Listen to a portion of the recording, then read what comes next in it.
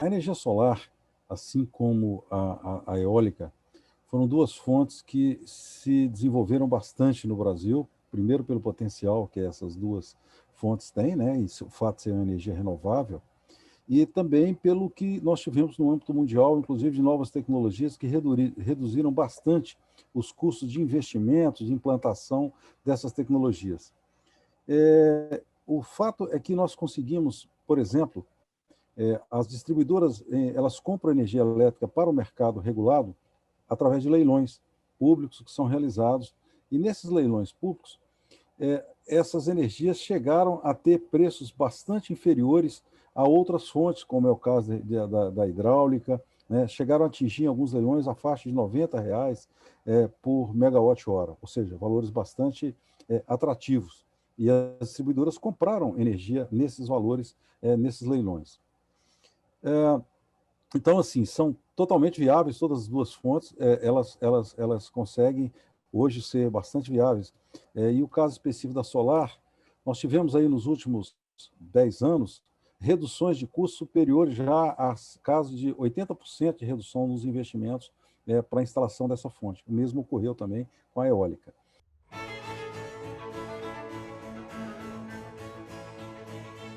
Nos últimos anos, nós temos visto a geração distribuída a cada ano dobrar de montante.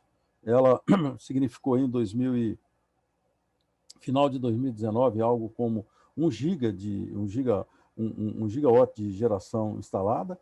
Ao final de 2018 era 1 giga, ao final de 2019 já estava com 2 gigas, e no final de 2020 ela já alcançou algo como 4,2 gigas.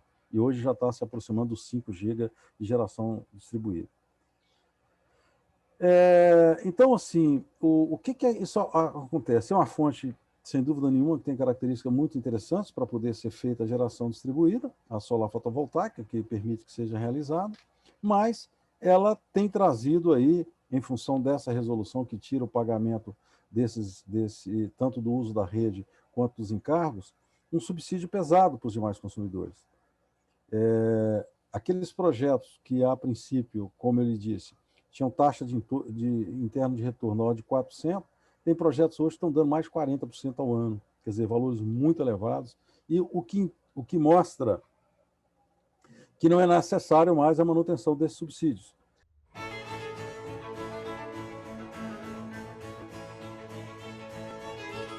Nós temos visto uma série de projetos de lei no Congresso e a maior parte deles versando pela permanência do subsídio. O nosso entendimento é que esse subsídio já não é mais necessário, porque os preços caíram, então eles são rentáveis sem necessidade de subsídio. Entendemos que, eventualmente, pode-se querer ter um período de transição para aqueles consumidores que já instalaram, que fizeram seus investimentos. O que nós não concordamos é que esses investimentos, esses subsídios, sejam pagos pelos consumidores de energia elétrica, onerando a tarifa, inclusive, dos consumidores de menor renda. O que nós entendemos é que a ANEEL deveria concluir o processo de revisão da norma, dizer quanto que é esse subsídio, X ou Y, né? Então ela dizer qual que é o valor desse subsídio. Se o Congresso, que é onde se faz política pública, entender que deve permanecer o subsídio por mais algum tempo, não é discutir se tem ou não tem o subsídio. Acho que isso não cabe, no nosso entendimento, uma discussão em âmbito de Congresso. Quem tem que definir isso é a agência reguladora que trata desse assunto. Mas se ele entender que há necessidade de permanecer o subsídio, então que coloque uma lei que dê subsídio por determinado prazo, mas que diga de onde é a fonte de energia. A fonte vai vir de orçamento da União, de qual é a fonte que vai de recurso que vai cobrir isso, para que não onere mais ainda o consumidor.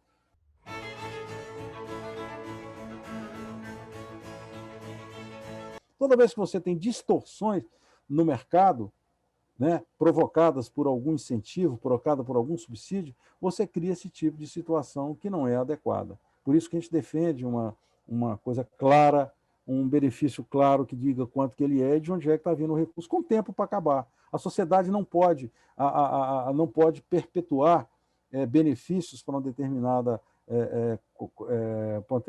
categoria de consumidor, não importa qual, ou para um determinado tipo de serviço, não importa qual, é que ele permaneça com incentivos mais tempo do que aquele que seja necessário e por um volume maior do que aquele que seja necessário.